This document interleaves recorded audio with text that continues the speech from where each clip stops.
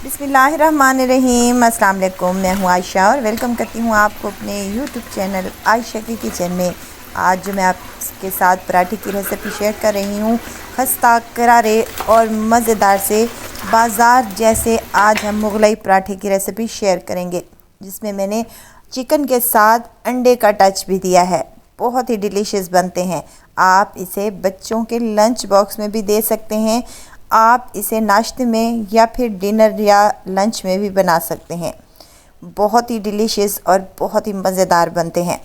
तो चलते हैं अपने किचन में और आज के ये मज़ेदार से पराठे की रेसिपी बनाना स्टार्ट कर लेते हैं। क्रिस्पी, क्रंची और मज़ेदार से पराठे बनाने के लिए सबसे पहले तो यहाँ हम डो तैयार कर लेंगे, जिसके लिए मैंने मैदा लिया है। 2 कप मैदा है मेरे पास और उसमें हाफ़ टी स्पून मैं नमक का शामिल कर रही हूँ।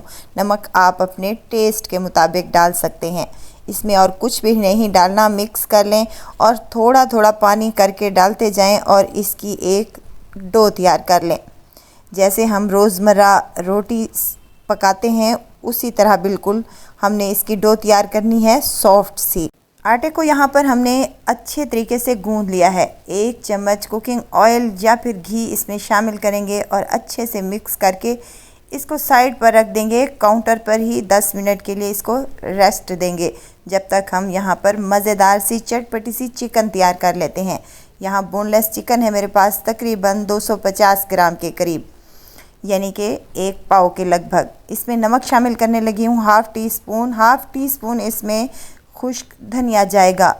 कुटी हुई लाल मिर्च है 1 टेबल स्पून के करीब, इसमें शामिल कर दें। यहाँ कश्मीरी लाल मिर्च का इस्तेमाल कर रही हूँ हाफ़ टी स्पून के करीब।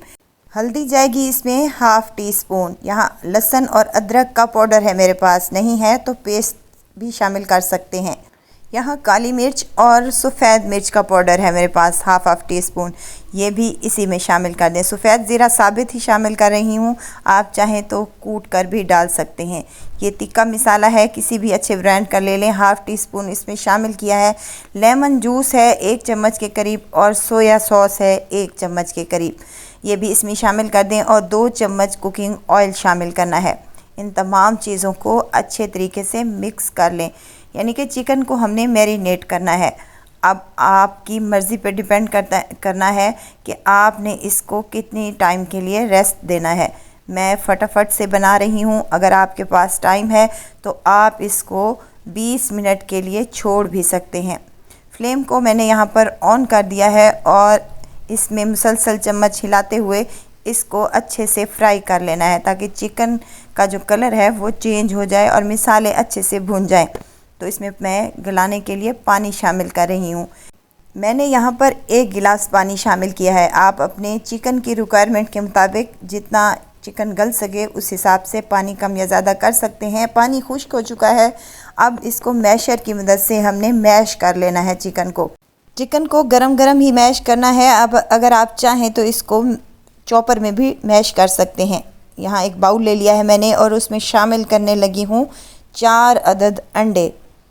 अंडों को हमेशा अलग-अलग से तोड़कर ही डालें, क्योंकि गर्मियों का सीज़न है तो कुछ अंडे ख़राब निकलते हैं। यहाँ ऑमलेट हम तैयार कर रहे हैं, जिसके लिए एक दरमियाने साइज़ की मैंने प्याज ऑमलेट कट में काट कर इसमें शामिल कर दिया। हरी मिर्चें हैं मेरे पास 2 से 3 अदद के करीब, बारीक से काट कर शामिल कर दें और हरा धनिया शामिल करने लगी हूँ।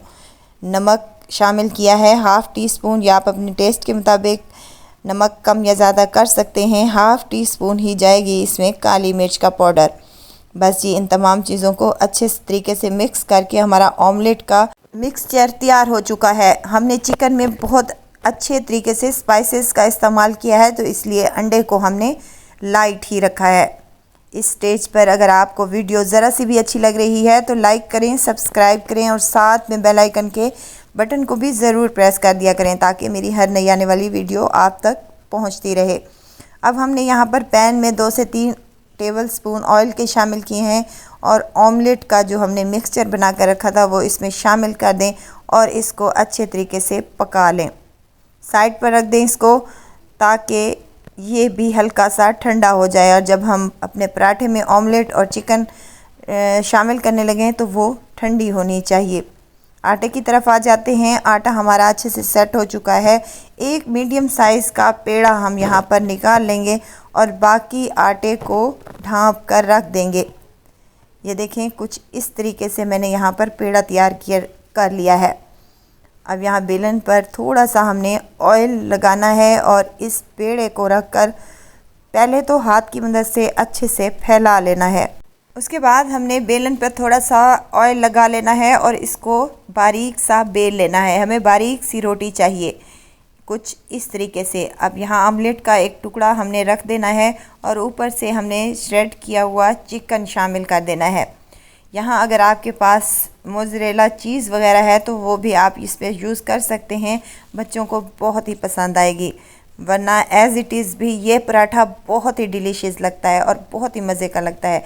एक साइड पराठे की उठाएंगे और इसको फोल्ड करते हुए दूसरी साइड इसके ऊपर डाल देंगे।